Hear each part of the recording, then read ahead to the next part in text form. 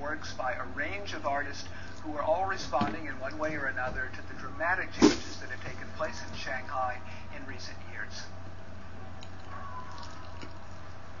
This is a work by Shi Yang. He is a Shanghai artist who was born and raised in the city. He says that he has seen Shanghai change so much in the past decade that he sometimes doesn't recognize streets where he may have played as a child. With this work, what he's done is to create a large lightbox display. It's a group of photographs that he made of the skyscraper tops of some of the most dramatic buildings in Shanghai. He shot on nights when there was fog in the sky, which makes it look extremely dreamlike. Shi Yang says that this work is meant to convey his feeling of what a dreamlike space the whole city is for him these days. Greg Girard is a Canadian photographer originally from Vancouver who has been living and working in Shanghai for the past 10 years. During that time, he has made it a personal project to photograph the older neighborhoods in Shanghai that are so rapidly disappearing as the bulldozers come in, flatten houses to make way for new high-rises. Over the last decade, Greg Girard has created an incomparable archive of great historic value, showing what Shanghai looked like before the boom changed everything.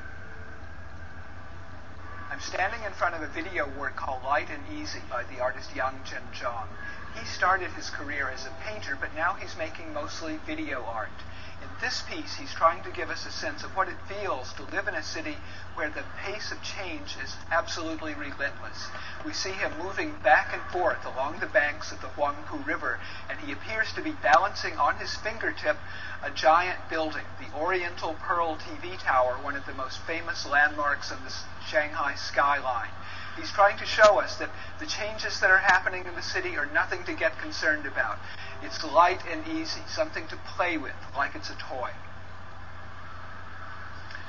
This is a very unusual photographic work by Shigoro Wei, an artist who lives in Beijing but travels and works all throughout China. In this particular work, what he's done is to make an enormous image with a pinhole camera. He rented a hotel room on the banks of the Huangpu River, blocked off the window, made a tiny opening in it, and then used that opening like a kind of primitive lens. He hung this giant sheet of paper on the wall opposite the pinhole and made a 24-hour exposure. He processed the big sheet of paper in the bathtub in the hotel room, creating a unique work. It shows the architecture along both sides of the main riverbank in Shanghai, the old 19th century side to the left, and on the right, the new soaring sci-fi towers of Shanghai's new financial district.